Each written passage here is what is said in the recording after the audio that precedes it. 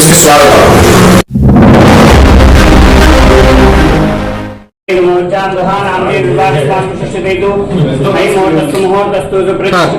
సూర్యాదీనానాం గ్రహాణం చింతానుకూలితా ప్రాప్తిరస్తు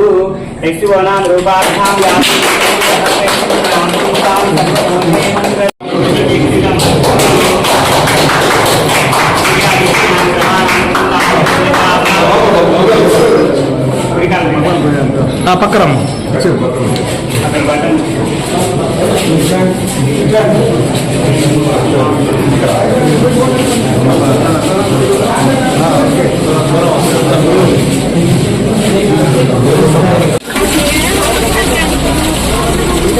గట్టిగా ఇచ్చేసినట్టు మీరు వాళ్ళు చెప్పుకోండి.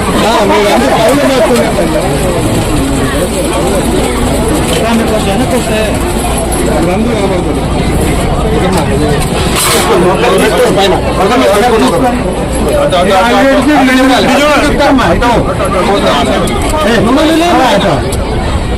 నీకు ఒక్కడి కోసం ఎటు జరుగుతారు అందరూ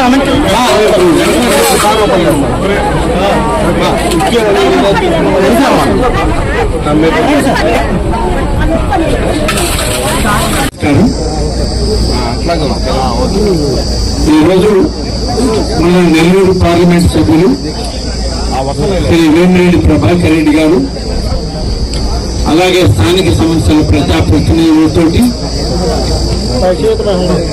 తెలుగుదేశం పార్టీ నాయకులు, అధికారులు, జిల్లా మెడికల్ అండ్ హెల్త్ అధికారి గారు, అలాగే మన ప్రాంతంలో ఉన్నటువంటి పిహెచ్సిలకు సంబంధించిన డాక్టర్లు, ఇతర స్టాఫ్ మెంబర్స్ అందరం కలిసి ఇక్కడికి రావడం జరిగింది. ముఖ్యంగా ఈరోజు ఆత్మకూరు నియోజకవర్గంలో ముందు పార్టీ పరంగా కొన్ని సమీక్షలు జరుపుకుంటూ ఉన్నాం. అధికారికంగా పార్టీ కార్యక్రమాలకి, ప్రభుత్వ కార్యక్రమాలకి వాళ్ళ ప్రభాకర్ రెడ్డి గారు, నేను ఇద్దరం కలిసి పనులు మొదలు పెడుతున్నాను. అభివృద్ధి అనేటువంటిది ఇదొక నిరంతర ప్రక్రియ. ఒక రోజులో చేసేది, ఒక రోజులో అయిపోయింది అనేది కాదు. ఈ 5 సంవత్సరాల కాలం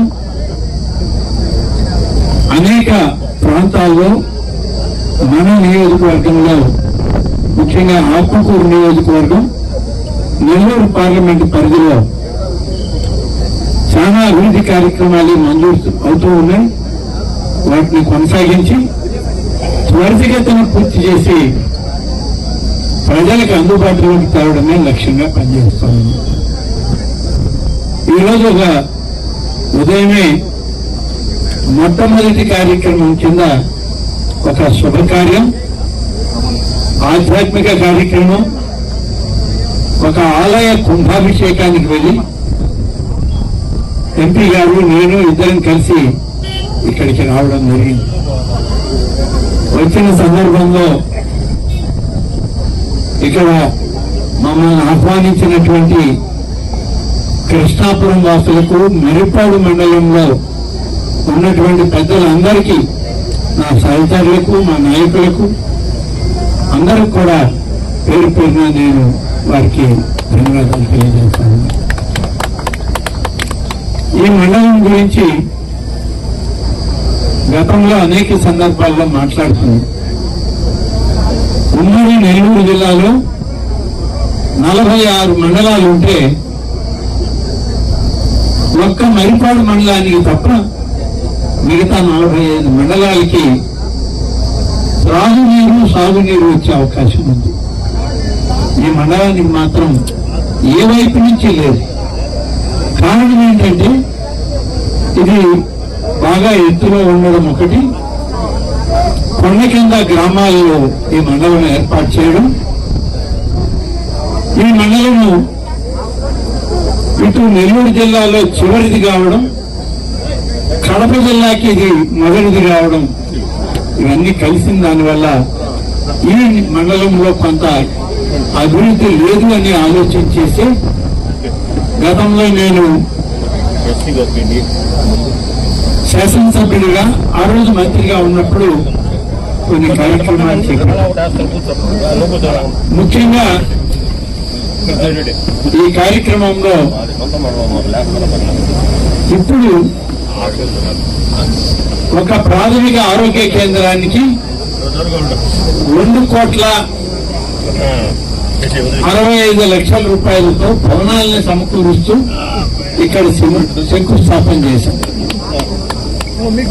ఈ ప్రాంత ప్రజలు త్రాగునీటికి సాగునీటికే కాదు మంచి ఆరోగ్యానికి కూడా దూరం అవుతున్నటువంటి పరిస్థితులను గమనించి రాష్ట్ర ప్రభుత్వం 2వ ప్రాథమిక ఆరోగ్య కేంద్రాన్ని మన మండలానికి మంజూరు చేసి ఇప్పటికే తాత్కాలిక భవనాల్లో ప్రారంభించడం జరిగింది. శాశ్వత భవనాలకి నిధులు వచ్చాయి. R&D అధికారులు టెండర్లు పిలుస్తున్నారు. దానికి ఇవాళ మంచి రోజుగా గుర్తించి మేమిద్దరం కలిసి ఇక్కడికి వచ్చి శంకుస్థాపన కూడా ఇప్పుడే పూర్తి చేశాం. ఈ భవనం త్వరితగతిన పూర్తవ్వాలి.